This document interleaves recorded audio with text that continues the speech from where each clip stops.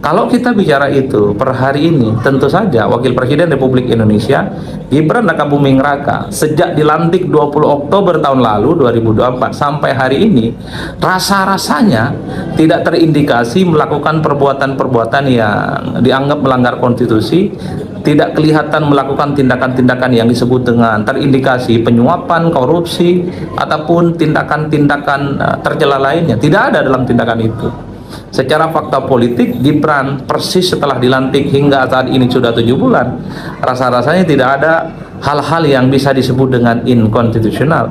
Oleh karena itu, sekalipun pemakzulan itu ada celah hukumnya di Undang-Undang Dasar kita, tapi fakta-fakta yang mengarah kepada pemakzulan itu tentulah rumit serumit-rumitnya.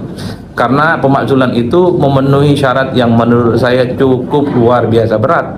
Salah satunya adalah wakil presiden itu ya itu tadi, korupsi, penyuapan, kemudian misalnya dianggap tidak memenuhi syarat lagi sebagai wakil presiden, kemudian dianggap melawan konstitusi dan seterusnya. Kalau melihat argumentasi itu secara konstitusional, anasir-anasir Gibran melawan konstitusi dan selainnya itu, bagi saya belum ada fakta-fakta politik yang kemudian bisa disampaikan. Meski kita tahu dalam sejarahnya misalnya isu pemakzulan kan sempat juga ramai di Indonesia. Kalau kita berkaca bagaimana Gus Dur itu dimakzulkan, ya tentu karena saat itu Gus Dur jadi presiden dan wakilnya adalah Megawati, adalah pilihan paket yang dipilih oleh MPR. Jadi wajar kalau kemudian ketika Gus Dur dimakzulkan oleh MPR, karena saat itu kita masih melihat bagaimana presiden dipilih oleh MPR, tidak secara langsung, makanya tidak terlampau terjadi keributan dan kegaduhan yang berkepanjangan. Gus Dur di impeachment, Gus Dur itu diganti, tentu setelah Gus Dur itu dinyatakan bersalah secara politik, yang kemudian membuat Gus Dur itu harus diganti posisinya sebagai presiden dan diganti sekali lagi oleh MPR.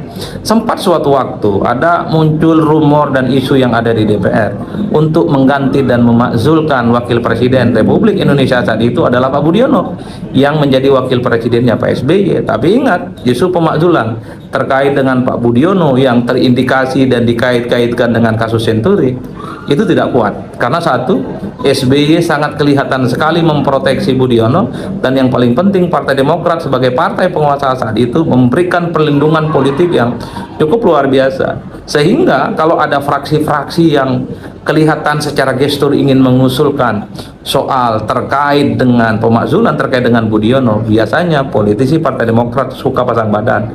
Itu dianggap sebatas hore-hore dan hanya sebatas riak-riak yang kemudian dianggap tidak terlampau penting. Dan terbukti hingga akhir kekuasaan politiknya, Pak Budiono sebagai wakil presiden itu selamat dan tidak pernah misalnya bisa di impeachment terkait dengan isu yang dikaitkan dengan Senturi. Nah, itu adalah contoh-contoh kasus yang terkait dengan isu pemakzulan, isu mutakhir pemakzulan pasca reformasi. Gus Dur memang sukses dimakzulkan oleh MPR, tapi kita ingat Gus Dur saat itu dipilih oleh MPR, diangkat dan diberhentikan, termasuk juga dimakzulkan oleh MPR. Tapi ketika seorang presiden dan wakil presiden, dalam hal ini wakil presiden, mau diberhentikan di tengah jalan oleh MPR, itu tidak pernah terbukti sukses ketika misalnya mengacu pada kasusnya Pak Budiono. Apakah isu pemakzulan yang disampaikan Forum Purnawirawan TNI kepada DPR dan MPR ini akan sukses ataupun tidak? Kuncinya itu yang terakhir. Kita lihat bagaimana sikap politik anggota Dewan di masa-masa yang akan datang. Katanya sampai hari ini Dewan itu masih reses untuk beberapa hari, sehingga respon yang ada di DPR baik dari anggota ataupun fraksi-fraksi yang ada itu belum kelihatan signifikan. Overall masih memberikan statement-statement normatif, cuman ada satu partai yang secara tegas menolak, yaitu Golkar. Menurut Golkar, sekjennya Ahmad Sarmuji mengatakan bahwa tidak ada alasan untuk memakzulkan Gibran karena Gibran tidak melanggar hukum apapun. Di luar itu, misalnya seperti Andreas Hugo Paraira menganggap ya ini adalah bagian dari demokrasi, usulan Purnawirawan itu adalah hal biasa dan sangat mungkin usulan ini akan dibicarakan di paripurna. Politisi dari PKB Daniel Johan kira-kira begitu menganggap ya itu mungkin sangat biasa akan dibahas nanti ketika ada surat datang ke DPR ataupun MPR, dibahas di komisi-komisi yang terkait. Begitupun politisi-politisi yang lain seperti Nasdem mengatakan pemakzulan di Indonesia itu tidak segampang yang dibayangkan, tidak semudah membalik telapak tangan, rumit dan sulit karena ada gemboknya. Oleh karena itu, sebagai sebuah kesimpulan, per hari ini kalau kita mau jujur soal pemakzulan wakil presiden Gibran Rakabuming Raka, bolanya ada di parlemen, ada di DPR. Kita tinggal tunggu apakah parlemen akan melanjutkan gitu ya soal apakah surat pemakzulan yang disampaikan oleh Forum Purnawirawan itu akan dilanjutkan, dicuekin atau ditolak. Tapi kalau kita melihat realitas parlemen hari ini adalah parlemen yang tegak lurus dengan Prabowo Subianto, tegak lurus dengan pemerintahan. Oleh karena itu, saya menduga sepanjang hubungan politik presiden dan wakil presiden itu baik-baik saja, maka sepanjang itu juga saya kira ya isu pemakzulan ini rasa-rasanya tidak akan mendapatkan respon apapun di DPR, tidak akan mendapatkan dukungan apapun terkait dengan pemakzulan. Itu tadi kuncinya. Sepanjang hubungan presiden dan wakil presiden itu baik-baik saja. Dalam ilmu politik ya, kalau kita bicara tentang koalisi dalam sistem presidensialisme, ada yang disebut dengan party presidentialization. Nah, itu istilahnya. Party presidentialism adalah satu istilah untuk menjelaskan bagaimana partai-partai politik pendukung presiden adalah semuanya tegak lurus, diorkestrasi, dikonsolidasi oleh seorang presiden yang saat ini sedang berkuasa. Oleh karena itu, partai-partai seperti misalnya ya PKB, PAN, PKS, kemudian Golkar, kemudian ada di situ Nasdem, ya tentu saja di situ ada Gerindra. Itu sangat tergantung bagaimana sikap politik mereka oleh presiden yang saat ini sedang berkuasa. Itulah yang saya sebut kunci dari segala-galanya terkait dengan isu pemakzulan wakil presiden hari ini ada di parlemen, karena bolanya bola parlemen. Kalau kita bicara tentang parlemen adalah mereka yang mewakili partai politik mereka masing-masing. Oleh karena itu, siapa yang bisa mengendalikan parlemen adalah mereka yang berasal dari partai politik. Siapa yang bisa mengendalikan partai politik adalah mereka yang bisa menentukan sikap parlemen terkait dengan pemakzulan. Saya kira di situ menurut saya ikut berkontribusi bagaimana terkait dengan isu pemakzulan wakil presiden Republik Indonesia Gibran Rakabuming Raka yang saat ini menjadi berita yang cukup luar biasa. Kalau kita melihat tanda-tanda politiknya per hari ini, apakah karena reses, apakah karena ini suratnya baru masuk ke DPR dan MPR, rasa-rasanya belum ada satupun anggota dewan yang misalnya mendukung soal isu pemakzulan ini menjadi inisiatif DPR. Karena kalau kita membaca undang-undang, isu soal pemakzulan itu adalah harus inisiatif atau diusulkan oleh DPR, tapi harus persetujuan 2/3 dari anggota dewan kalau ada forum paripurna. Per hari ini tak ada satupun anggota dewan yang menyatakan setuju dan mendukung terkait dengan pemakzulan. Itulah kalau kita melihat realitas per hari ini memang belum ada kelihatan tanda-tanda anggota dewan yang setuju dan mendukung terkait dengan pemakzulan ini. Semuanya normatif, semuanya senyap, dan semuanya adem ayem. Kata kuncinya adalah pemakzulan ini bola liarnya ada di DPR. Siapa yang bisa mengendalikan dan mengontrol DPR, dialah yang kemudian akan menentukan segala-galanya. Kita tahu kan siapa yang menggerakkan dan bisa mengonsolidasi DPR. Ia itu adalah yang kemudian akan menentukan segala-galanya. Ini tataran politik normatif di Indonesia yang perlu diwaspadai. Sesuatu yang kelihatan mustahil, sesuatu yang kelihatan tidak mungkin, itu kelihatan sangat mungkin terjadi di kemudian hari. Karena manuver-manuver politik di Indonesia. Saya di channel ini ya, salam inspirasi, salam NKRI harga mati. Bersama saya di channel Indonesia 2045 yang membahas seputar politik, pendidikan, dan juga budaya.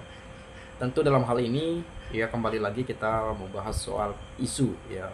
Ini isu yang panas sekali ya, soal tuntutan dari purnawirawan TNI untuk atau usul mengganti posisi Gibran dari wakil presiden lewat MPR. Ya tentu tuntutan ini sudah masuk ke DPR, sudah diketahui oleh MPR, bahkan presiden sekalipun. Dan mungkin Anda hampir setiap hari mendengarkan ini. Dan saya juga hampir setiap hari membahasnya. Dan kita nggak tahu tuntutan ini akan menjadi tuntutan yang menjadi sebuah harapan ya agar tersampaikan, atau justru sebaliknya tuntutan harapan yang tak kunjung terselesaikan, atau ya selesai gitu-gitu aja lah ya tanpa pemakzulan itu dilakukan. Tapi tadi juga saya sudah bahas di video saya sebelumnya ya, nanti teman-teman boleh cek juga, boleh lihat juga nanti. Nah, di sini saya menarik sekali untuk membahas dan mengulas bagaimana pendapat teman-teman kita ya. Tentu ini pemikiran masyarakat Indonesia, penilaian teman-teman kita ya terkait hal ini. Saya coba sampaikan kepada Anda semua ya. Kalau dalam proses pencalonan cacat secara hukum ya, partai politik lawan pasangan Prabowo dan Gibran sudah mengajukan gugatan secara hukum dan sudah mengajukan gugatan ke MK. Ya. Apa Forum Purnawirawan ada mengajukan gugatan? Tidak ada. Ya. Kenapa sekarang ribut mengajukan pemakzulan? Karena mereka tidak mendapatkan jatah karena merasa sudah memberikan kontribusi pada negara saat bertugas. Sudahlah, biarkan Prabowo dan Gibran bertugas, dan jika mereka melanggar konstitusi baru proses dan ditindaklanjuti. Memaksakan pemakzulan artinya mengkudeta Prabowo dan Gibran. Cukuplah Gus Dur yang dikudeta karena tuduh-tuduhan yang tidak mendasar. Jadi seperti saya katakan, selalu saya sampaikan bahwa kalau memacu pada putusan 90 pada putusan MK 2023, tentu tipis kecil harapannya pemakzulan itu dilakukan. Tapi kecuali tadi Gibran melakukan perbuatan tercela, Gibran korupsi sendirian, tidak lulus SMA, ataupun terlibat narkoba, ya mungkin itu menjadi fondasi atau alasan yang sangat kuat untuk pemakzulan itu dilakukan. Tapi kalau hanya putusan 90 saja, rasanya tipis sekali ya, kecil sekali itu.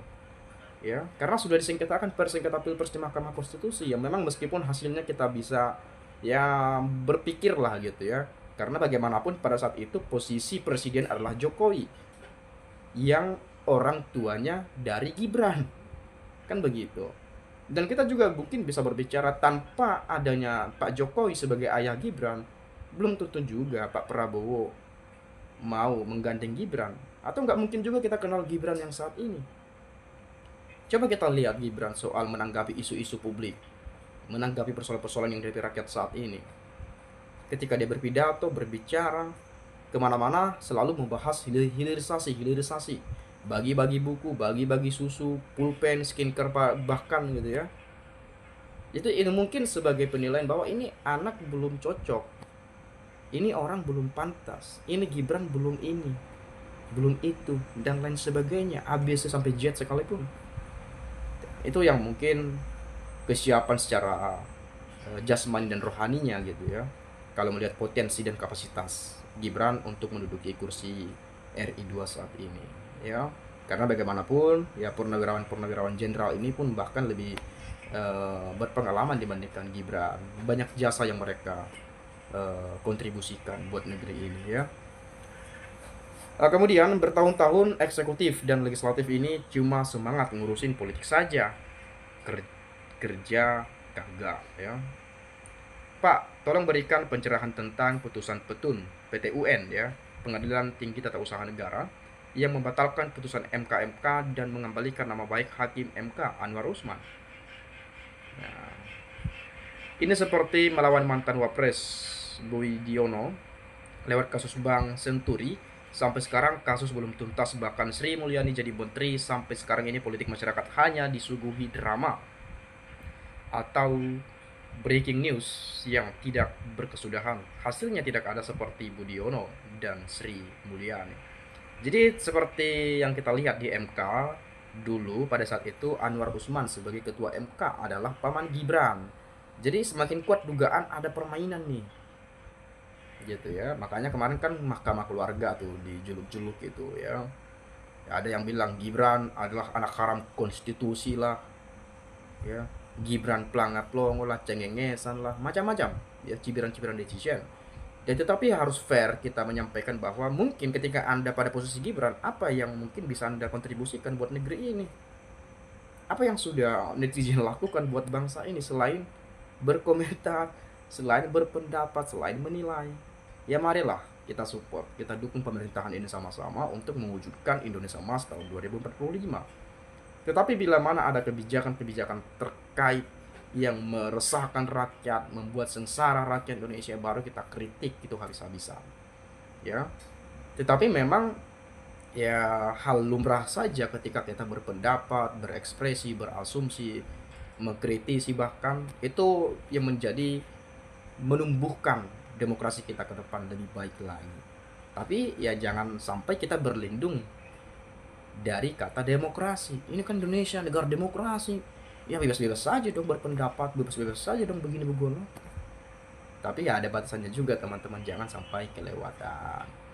Dan di Indonesia barangkali kita tahu lah, yang dibahas itu aja nanti, tiap hari, tiap minggu, bulan, tahun, ya, soal ijazah, soal ini itu dan lain-lain. Coba sesekali dituntut tuh, bahkan di demo gedung DPR diduduki sekalipun, ya, biar undang-undang perampasan aset disahkan, undang-undang perampasan aset koruptor disahkan, duduki aja tuh gedung DPR biar mereka langsung sahkan itu. Ya itu yang menghambat kemajuan bangsa dan negara sebetulnya. Korupsi di mana-mana, korupsi merajalela. Kapan majunya Indonesia kalau korupsi terus terjadi di Indonesia, di Republik ini? Itu yang seharusnya paling penting sekali saya rasa, dibandingkan ya bahas-bahas soal isu pemakzulan lah, ijazah palsu lah, atau apalah gitu ya. Tetapi ya itu tadi juga masuk pada HAM juga. Misalkan undang-undang hukuman mati buat koruptor, berlindung di balik HAM, ya nggak boleh. Itu mereka manusia, punya hak untuk hidup. Nah gitu juga kalau misalkan perampasan aset, nanti nggak adil dong untuk cucunya, cicitnya, anaknya, istrinya, dan lain sebagainya. Tapi dalam logika berpikir saya adalah ketika seseorang korupsi 10 miliar misalnya, tetapi si A ini, si pelaku korupsi ini punya kekayaan 15 miliar misalnya, yang hasil korupsinya tadi yang disita, jangan semuanya, kan begitu kan fair jadinya. Dan jangan lagi dipakai pejabat, jangan lagi diberikan jabatan bagi setiap orang yang punya indikasi kuat pernah melakukan korupsi. Jadi rakyat pun ya santai aja, nggak terlalu banyak lagi ocehan, cibiran-cibiran dan seterusnya, kan begitu kurang lebihnya. Tapi saya nggak tahu lah, itu pandangan hemat saya dalam berpikir. Saya awam terkait hukum, tetapi kita punya pikiran dan akal sehat untuk ya mungkin ya mengatakan hal-hal seperti itu. Ini sesuai logika yang kita punya ya. Dan saya nggak tahu bagaimana pendapat Anda, sehingga nanti sampaikan juga di komentar pada video ini, biar kita bisa nanti sama-sama saling bertukar pikiran antar satu dengan yang lain lewat komentar di video. Itu saja dari saya, terima kasih, salam, dan sampai jumpa.